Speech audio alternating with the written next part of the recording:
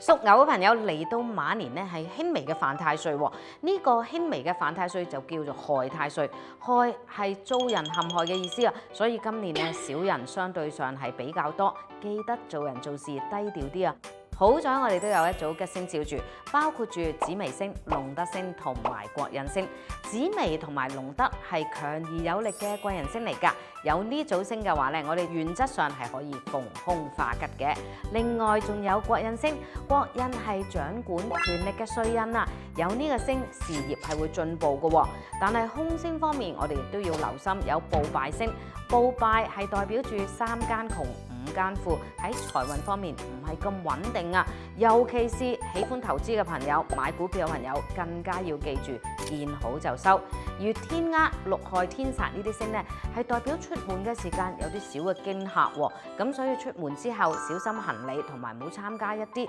比較高危嘅戶外活動啦。喺呢個年份，既然害太歲，我哋一定要陀翻少少平安飾物嘅，最好咧就係屬蛇加埋屬雞嘅飾物，咁就會對你有幫助噶啦。